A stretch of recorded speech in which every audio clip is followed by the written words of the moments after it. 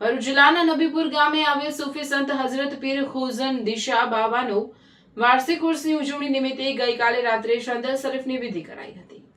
સંદર નબીપુરના દાવલચા સ્ટ્રીટમાંથી નીકળી ગામના મુખ્ય માર્ગો પર ફરી દરગાહના સંકુલમાં પહોંચ્યો હતો, જ્યાં વિશેષ મહેમાનો અને સર્વધર્મના ભાવિકો ઉપસ્થિત રહ્યા હતા। સંદરની વિધિ સમસાદ બાવા શિનોરવાડા, પેટલાદવાડા બાવા, નબીપુર જુમ્મા મસ્જિદના પેશ ઇમામ તથા આમંત્રિતોની હાજરીમાં પૂરી કરવામાં આવી હતી। આ પ્રસંગે ભક્તોનું પૂર ઉભરાયું હતું, જેમાં હિન્દુ મુસ્લિમ તમામ સમાજના ભક્તો હાજર હતા।